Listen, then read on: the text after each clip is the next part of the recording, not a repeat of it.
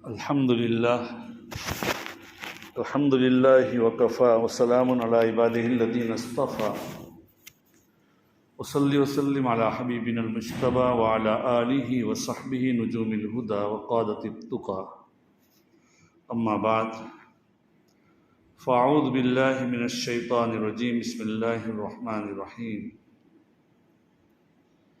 يا أيها الذين آمنوا لا ترفعوا أصواتكم فوق صوت النبي ولا تجهروا له بالقول كجهر بعضكم لبعض أن تحبط أعمالكم وأنتم لا تشعرون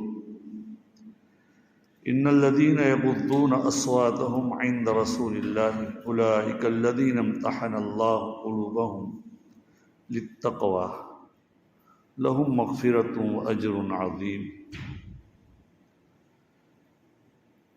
إن الذين ينادونك من وراء الحجرات أكثرهم لا يعقلون صدق الله مولانا العظيم.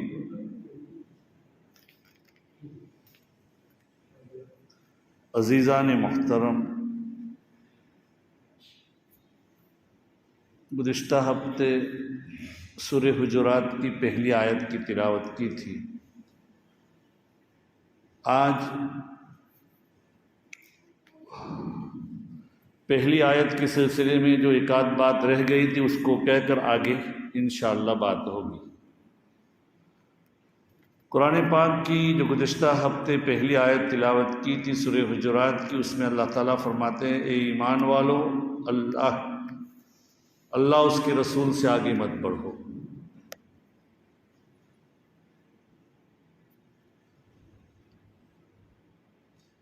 اس میں 3 احکام بتلائے گئے تھے. پہلا حکم یہ کہ نبی یا علماء سے آگے نہ بڑھو. دوسری بات یہ بتلائی گئی تھی کہ ان کی رائے سے پہلے پوچھے بغیر اپنی رائے مت دو. اور تیسری بات یہ کہی گئی تھی کہ دین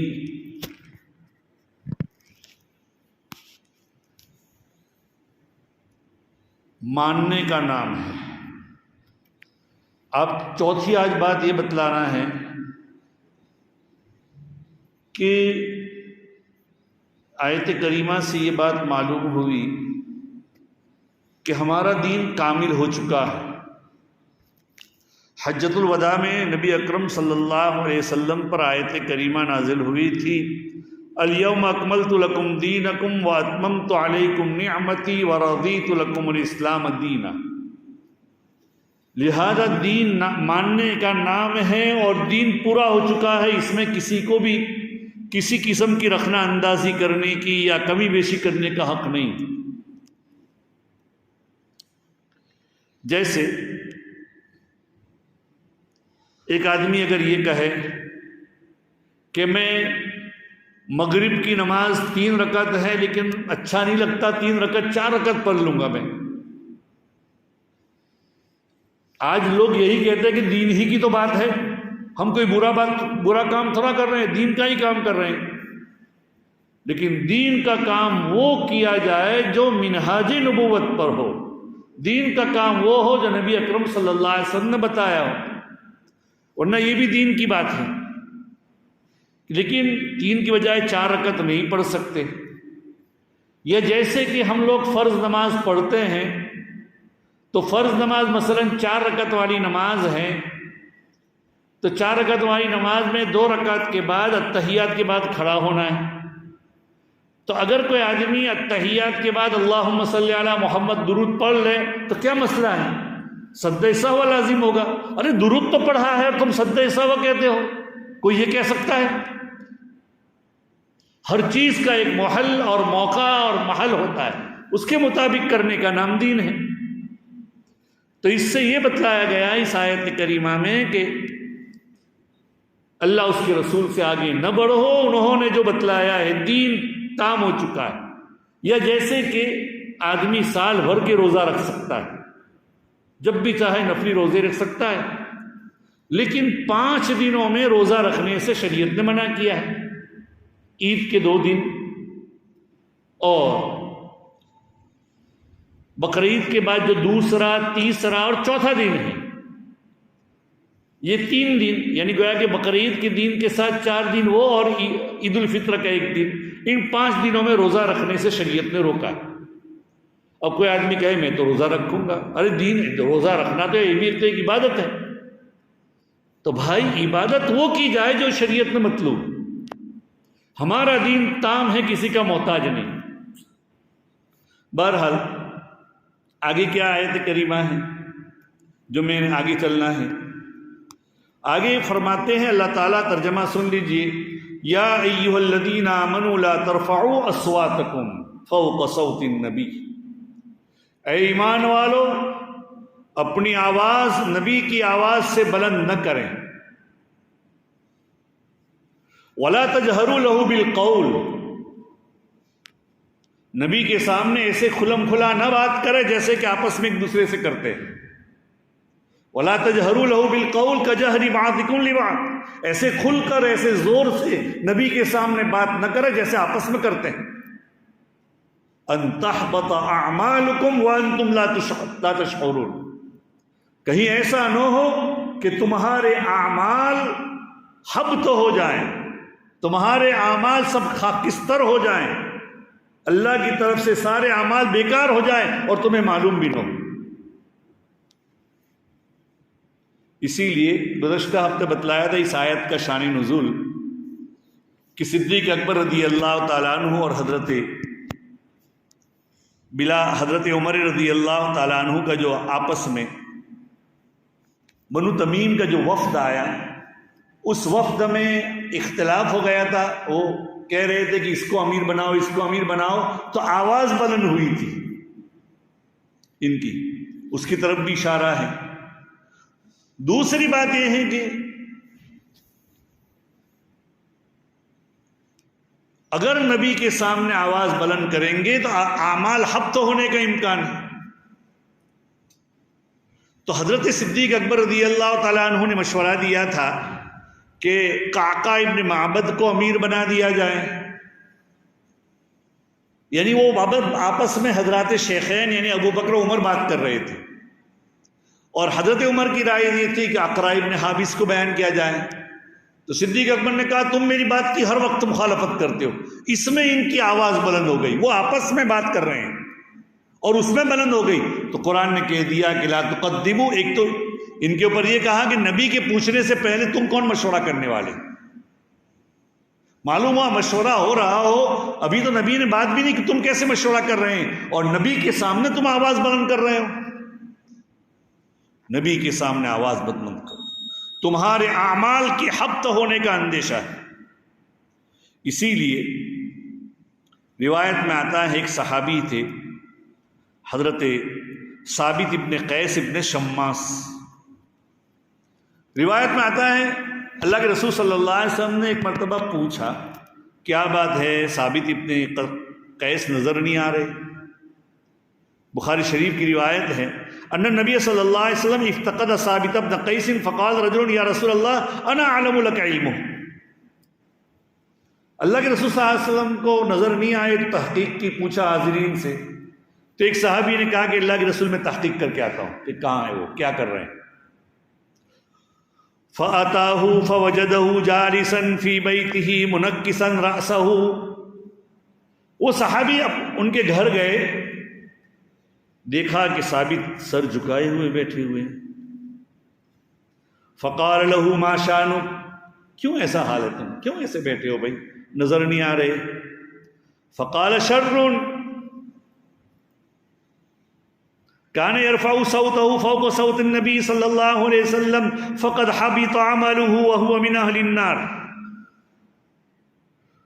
کہنے لگے بہت بری خبر ہے،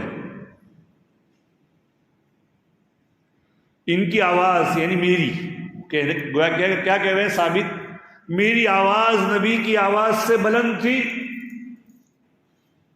اس لیے تو میرے سارے اعمال ہلاک ہو گئے، حبط ہو گئے، خاکستر ہو گئے، کل عدم ہو گئے، اور میں تو جہنمی ہو گیا ہوں۔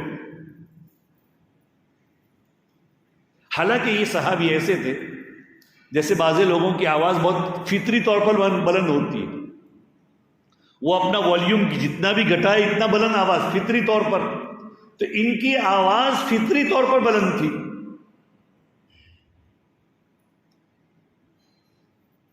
مجھے یاد ہے کہ میں پیٹھ میں تڑائی پڑھاتا تھا، یہ راجستھان پیٹھ، بہت سال پہلے اپنے بچپن میں، گویا کہ 15-17 سال کی عمر ہوگی۔ تو وہاں ایک نوجوان تھا، ہم رات میں سوئے ہوئے، کچھ بھی ہو، باہر بات کرے لیکن اس کی آواز یہاں آئے، تو اس وقت پھر معلوم ہوا کہ اس کی آواز ہی اتنی بلند ہے،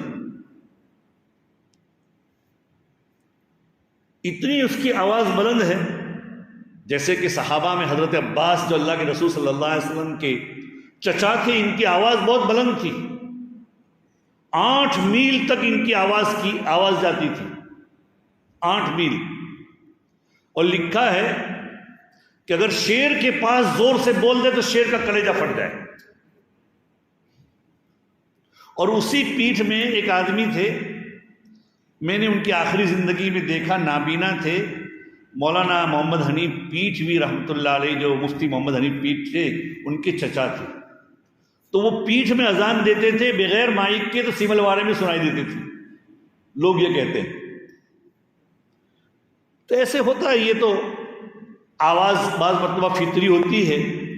تو حضرت ثابت ابن قیس اپنے گھر میں بیٹھ گئے اور مسجد میں آنا چھوڑ دیا اور کہا کہ میں تو ایسا آدمی ہوں کہ میرے اعمال سارے کے سارے حبط ہو گئے اور میں تو جہنمی ہوں۔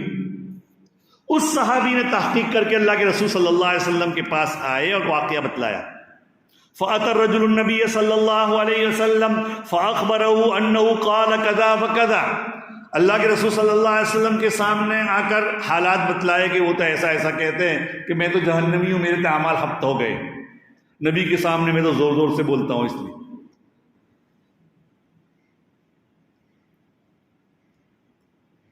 تو اللہ کے رسول صلی اللہ علیہ وسلم نے ان کو بھیجا واپس، دوسری مرتبہ بشارت دے کر، اور کہا کہ جاؤ اذهب الی فقل له انک لست من اہل النار ولکنک من اہل الجنہ، تم جہنمی نہیں، تم جنتی آدمی ہو۔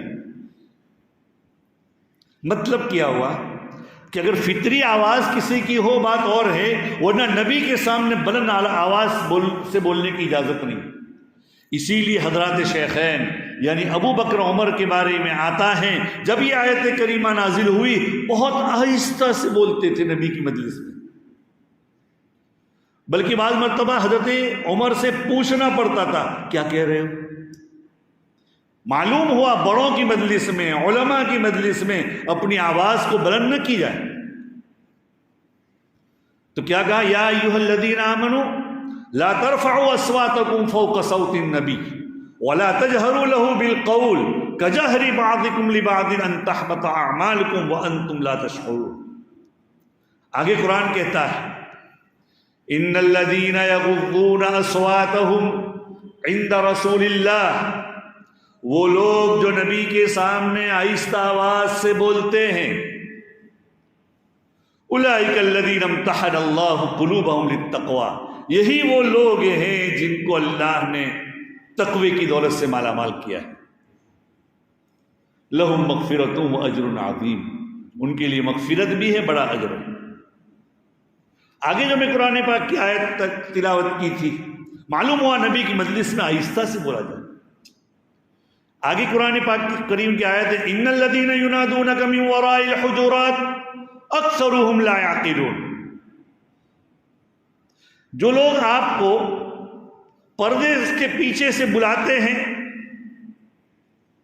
ان میں سے اکثر لوگوں کو کیا ہے، وہ اکثر لوگ بے سمجھ لوگ۔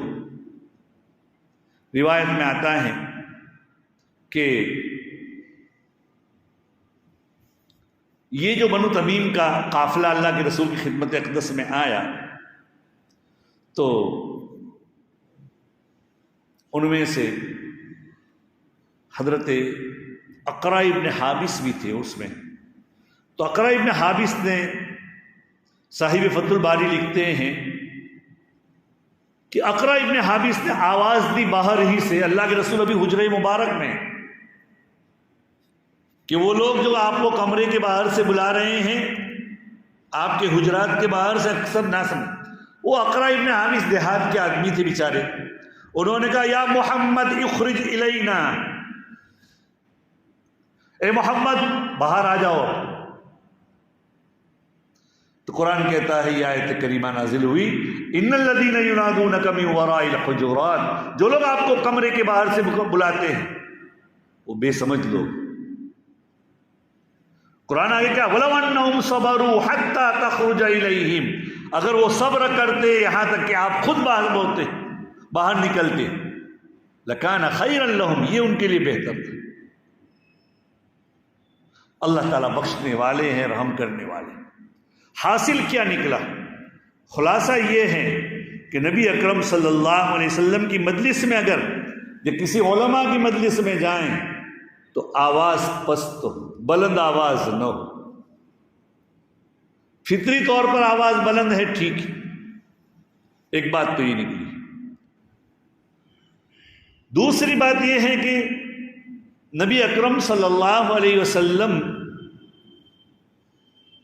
جب موجود ہیں تو آپ اپنے کمرے میں گئے ہوئے ہیں، اپنے کام سے گئے ہوئے ہیں، تو آپ بھی انتظار کریں، ان کے نکلنے کا انتظار کریں، زور و شور سے باتیں نہ کریں ان مجلسوں میں۔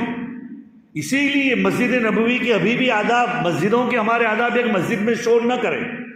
مسجد میں دیکھیے قرآن پڑھنا ایک عبادت ہے، لوگ اعتکاف میں بیٹھے ہوئے ہیں، معتکفین سو رہے ہیں، اور لوگ اگر باہر باتیں کر رہے ہیں زور سے یا قرآن پاک کی تلاوت کر رہے ہیں تب بھی ان کو منع کیا جائے بھائی تم اپنا آہستہ سے تلاوت کیجیے، زور سے تلاوت نہ کریں۔ نبی اکرم صلی اللہ علیہ وسلم کی عادت شریفہ کیا تھی؟ نبی اکرم صلی اللہ علیہ وسلم کی عادت شریفہ یہ تھی کہ آپ صلی اللہ علیہ وسلم، حضرت عائشہ صدیقہ رضی اللہ تعالیٰ عنہ فرماتی ہیں کہ آپ صلی اللہ علیہ وسلم کے بارے میں تمہیں ایک بات بتاؤں، ایک پورا واقعہ ہے۔ ایک راوی بتلاتے ہیں الا احدثکم عنی وعن امی، میں تمہیں اپنی امی کا واقعہ نہ بتلاؤں؟ راوی کہتے ہیں، مسلم شریف کی روایت ہے کہ ہم یہ سمجھے کہ یہ جو تابعی بتلا رہے ہیں ایسا لگ رہا ہے کہ وہ اپنی والدہ کا واقعہ بتلا رہے ہیں۔ پھر ہم نے کہا جی ضرور بتائیے۔ فرمایا قالت عائشہ رضی اللہ تعالی عنہا الا احدثکم عنی وعن رسول اللہ صلی اللہ علیہ وسلم، میں اپنا اور اللہ کے رسول کا واقعہ بتاؤں تمہیں؟ ہم نے کہا ضرور بتائیے۔ قال لما كانت لیلتی التي كان النبي صلی اللہ علیہ وسلم فيها عندي، اللہ کے رسول کی جب ایک دن میری یہاں باری تھی، چونکہ آپ کی متعدد ازواج تھی، بیویاں آپ کی زیادہ تھی، تو ہر ایک کے یہاں باری باری جاتے تھے، تو میرے یہاں جب ایک دن باری تھی رات میں، تو نبی اکرم صلی اللہ علیہ وسلم تشریف لائے، اپنی چادر رکھی، اپنے جوتے نکالے اور ان جوتوں کو پیروں کے پاس رکھے اور اپنی چادر بچھائی، لیٹ گئے۔ اتنی دیر نبی اکرم صلی اللہ علیہ وسلم کہتے ہیں حضرت عائشہ فلم یلبث الا ریس ما ظن ان قد رقدت، اتنی دیر آپ لیٹے رہے اپنے بستر پر جتنی دیر کے آپ کو انداز ہوا کہ میں سو گئی۔ سمجھ رہے ہیں؟ یعنی آپ نے انتظار کیا کہ اب نبی اکرم صلی اللہ علیہ وسلم نے کہ یہ سو گئی یا نہیں سو گئی۔ حضرت عائشہ سو گئی، جیسے آدمی اپنی بیوی وغیرہ کا خیال کرتا ہے ایسے آپ نے اپنے زوجہ محترمہ ام المؤمنین کا خیال کیا اور سو گئی، اتنی دیر انتظار کیا۔ پھر لگا کہ اب سو گئے ہیں تو دھیرے سے چادر لی، اپنی جوتے لیے، دروازہ کھولا دھیرے سے، فَأَخَذَ رِدَاءَهُ رُوَيْدًا وَانْتَعَلَ رُوَيْدًا وَفَتَحَ الْبَابَ رُوَيْدًا أَوْ كَمَا قَالَتْ فَخَرَجَ ثُمَّ أَجَافَهُ رُوَيْدًا، دروازہ دھیرے سے بند کیا۔ آج تو ہماری یہ مسجد ہے، اس کا دروازہ ہے، ہر جمعہ کو ہم دیکھتے ہیں کہ یہ میدان کارزار ہوتا ہے، یہاں اسی چلتا ہے، زور زور سے لوگ کیا ہے بند کرتے ہیں، جاتے ہیں آتے ہیں بند کرتے ہیں، ایک میدان بنا لیا۔ نبی یہ ہم تو اس کے اپنے گھر میں اپنی بیوی ہے، اور نکلتے کیسے؟ دھیرے سے دروازہ کھولتے ہیں، دھیرے سے اٹھتے ہیں، دھیرے سے بند کرتے ہیں اور نکل جاتے ہیں۔ یہ پورا واقعہ ہے، اس واقعے کو ذکر کرنے کی ضرورت نہیں، لیکن کہنے کا مقصد کیا ہے؟ کہنے کا مقصد یہ ہے کہ اپنے اہل و عیال کا بھی خیال کرو۔ ایسا نہیں کہ میری بیوی ہے میں اس کا مالک بن گیا ہوں، اگر زور سے ہو گیا، رات میں اگر استنجے کے لیے پیشاب خانے میں بھی گئے یا کسی کام سے پانی کے لیے اٹھے، پانی کا گلاس زور سے نہ رکھے کہ اپنی بیوی اٹھ جائے، اس کا بھی تو حق ہے۔ اسی طریقے سے اگر ضرورت سے استنجے میں جانا ہے، دروازہ ایسے نہ کھٹکھٹائے کہ وہ اٹھ جائے، آہستہ سے جائے۔ نبی اکرم صلی اللہ علیہ وسلم کی یہ عادت شریفہ تھی۔ بہرحال یہ خیال یہ ہوتا ہے کہ یہ روایت پوری سنا دو کہ حضرت عائشہ فرماتی اللہ کے رسول صلی اللہ علیہ وسلم دھیرے سے نکل گئے، یہ ابھی سوئی نہیں تھی، آپ سمجھے کہ سوئی ہوئی ہے، تو میں نے بھی اپنی چادر لی، اوڑھنی اوڑھی اور اپنے کپڑے برابر کیے، پھر میں آپ کے پیچھے گئی چپکے سے، یہاں تک کہ نبی اکرم صلی اللہ علیہ وسلم جنت البقیع میں آئے۔ جو لوگ مدینہ منورہ گئے ہیں وہ جانتے ہیں کہ روضہ اطہر سے جنت البقیع سامنے ہی ہے، جنت البقیع بہت دور نہیں ہے، تو وہی آپ کے کمرے تھے، تو کتنا دور ہے؟ اللہ کے رسول صلی اللہ علیہ وسلم جنت البقیع میں گئے، بہت دیر تک وہاں قیام کیا اور ہاتھ اٹھائے، پھر لوٹے، تو کہتے میں بھی لوٹی، آپ جلدی اٹھے تو میں بھی جلدی جلدی دوڑتی دوڑتی بھاگی، تو کہتے ہیں آپ بھی دوڑے، پھر تو چونکہ آپ نے دیکھ لیا تھا کوئی مجسمہ ہے، رات کے اندھیرے میں نظر آتا ہے کوئی سایہ، کوئی دور سے آدمی ہو تو نظر آ جاتا ہے، لیکن کون ہے پہچانا نہیں جاتا، تو حضرت نبی اکرم صلی اللہ علیہ وسلم نے بھی دیکھ لیا کہ کوئی مجسمہ ہے، تو وہ اللہ کے رسول نے رفتار بڑھائی تھی، انہوں نے بھی رفتار بڑھائی، پھر اللہ کے رسول وہ حضرت عائشہ دوڑی تو اللہ کے رسول بھی پیچھے دوڑے۔ اس کے بعد ہوا کیا؟ فَأَحْضَرَ فَأَحْضَرَ، اللہ کے رسول قریب آ گئے، میں بھی قریب ہو گئی، پھر میں گھر میں جلدی گھس گئی، فَسَبَقْتُهُ، میں آپ سے بڑھ کر گھر میں گھس گئی، اور آپ ابھی میں لیٹی ہی تھی، آپ اندر آ گئے، فرمایا کہ عائشہ آپ کی سانس کیوں پھولی ہوئی ہے؟ کیونکہ دوڑ کر کوئی آئے گا معلوم ہو جائے گا، سانس کیوں پھولی ہوئی ہے؟ کوئی بات نہیں ایسی، یا تو بتا دو، قال حضرت عائشہ فرماتی ہے نبی اکرم صلی اللہ علیہ وسلم نے فرمایا کہ لَتُخْبِرِنِّي او لَيُخْبِرُنِّي اللَّطِيفُ الْخَبِيرُ، یا تو بتلا دے یا اللہ میاں مجھے بتلا دے گا، کیا واقعہ ہے بتاؤ۔ فرمایا کہ اللہ کے رسول میرے والدین آپ پر قربان، واقعہ پورا بتلا دیا کہ آپ میرے بستر پر نہیں تھے، آپ کہاں جا رہے ہیں میں دیکھنے کے لیے آپ کے پیچھے پیچھے آئی، پھر آپ جلدی آئے واپس آئے تو میں بھی آئی، آپ جلدی آئے تو میں بھی دوڑی، آپ دوڑے اور یہاں آ کر سو گئی۔ اچھا وہی مجسمہ آپ کا تھا؟ ہاں میرا مجسمہ تھا۔ بہرحال اس پورے واقعے سے کیا، پھر اللہ کے رسول نے وہ ایک جملہ بولا وہاں پر، اَظَنَنْتِ أَنْ يَحِيفَ اللَّهُ عَلَيْكِ وَرَسُولُهُ، کیا تمہیں یہ گمان تھا کہ اللہ اس کا رسول تمہارے پر ظلم کرے گا، کہ تمہاری باری میں کہیں اور جائے گا، یہ سمجھ رہی تھی کیا؟ دیکھو عورتوں کے اندر ایک قسم کی بدگمانی بھی ہوتی ہے، اور جب سوتانے ہو تب تو معلوم ہو، تو کیا تم یہ گمان کر رہی تھی میں کہیں اور گیا ہوگا؟ نہیں، اللہ اس کا رسول تم پر ظلم نہیں کر سکتا۔ تو نبی اکرم صلی اللہ علیہ وسلم حاصل کیا ہے؟ حاصل یہ ہے کہ آپ صلی اللہ علیہ وسلم آہستہ سے دروازہ کھولتے اپنے گھر میں ہوتے ہوئے، تو جہاں یہ بات ہو، جہاں مسجد میں بیٹھے ہوئے ہیں، گھر میں بیٹھے ہوئے ہیں، قرآن پڑھ رہے ہیں، تو وہاں پر بھی دوسروں کا خیال کیا جائے گا۔ نبی اکرم صلی اللہ علیہ وسلم غزوہ تبوک میں جا رہے ہیں، اور ایک جگہ رات میں صحابہ بھی چل رہے ہیں، تو زور زور سے کچھ آرام کر رہے ہیں جگہ پر، نیند نہیں آ رہی تھی یا کوئی بات تھی صحابہ کو، تو وہ زور زور سے ذکر کر رہے ہیں کہ اللہ کا ذکر کیا کرتے، ذکر کرتے ہو؟ اللہ کے رسول صلی اللہ علیہ وسلم نے فرمایا تم بہرے اور گونگے کو نہیں پکارتے ہو، اس ذات کو پکارتے ہو کہ جو تمہاری آواز سنتے، آہستہ سے ذکر ہو، ہر ایک کا خیال کیا جائے گا۔ تو قرآن کریم کی آیت کریمہ سے یہ معلوم ہوا کہ اپنے آواز کو بلند نہ کرو، اور صرف اتنا ہی نہیں، نبی کے سامنے تو آواز بلند نہیں کرنا ہے، علماء کے سامنے نہیں کرنا ہے، لیکن مسلمانوں کا بھی خیال کرنا ہے۔ حدیث میں آتا ہے المسلم من سلم المسلمون من لسانہ و یدہ، حقیقی مسلمان تو وہ ہیں کہ جس کی زبان اور ہاتھ سے دوسرے مسلمان کیا سلامت رہے۔ تو ہم اسی لیے میں نے کہہ دیا کہ مسجد میں یا گھروں پر زور زور سے تلاوت سے بھی روکا جائے گا۔ ایک آدمی نماز پڑھ رہا ہے اور ہم لوگ زور زور سے تلاوت کر رہے ہیں، ہم لوگ ذکر کر رہے ہیں، نہیں بھائی، ایک طرف کیا جائے، نماز پڑھنے والوں کا بھی خیال کیا جائے۔ اللہ تعالی ہمیں ان آداب کی رعایت کرنے کی توفیق نصیب فرمائے۔